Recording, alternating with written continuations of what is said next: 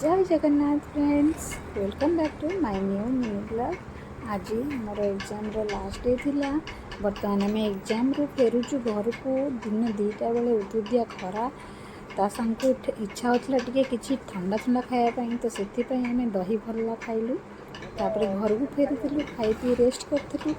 संध्या को इच्छा था जेहेतु आज एग्जाम सर पुओ को टे पार्क बुले नापी, तो आम पहुँची जाइलु आम घर पाखे थी गोटे पार्क रे।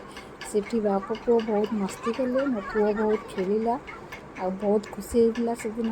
बिचरा पिलाटा आम पाठ पढ़ारे सी निजे भी बोरिंग हो जाऊला, आम कूड़े नहीं पार नुलु बुलायापी कि जेहेतु आम एग्जाम चलता आम कूड़े जापारू कि मो पुओ को कूड़े नहीं पार नुलु। तो से आज जेहेतु एग्जाम सरी आम आज नहीं जाइए पार्क को बुलायापी। से बहुत पिला सांगे बस खेलिला आ बहुत खुशी होता। संध्या बेलर आमर बहुत खुशी कटी पार्क रे।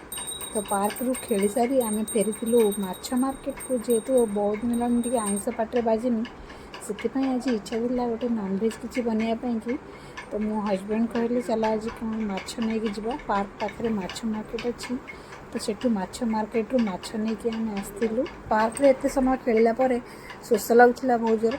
तो ये इच्छा होता टे कि पैड़ मिल जाऊ, ठंडा ठंडा पैड़ पीवाई इच्छा था। तो पहुँची जाइए आम पैड़ वाला पाखे, पैड़ काटिक पीकी आम खुशी मन घर को फेरी। घरे पहुँचला गोटे भल रकम माछ तरकारी बन खाई सांग मैंने। आज ब्लॉग भिडियो एति क्रिएट कर भिडियो भल लगे लाइक शेयर सब्सक्राइब करूँ। धन्यवाद।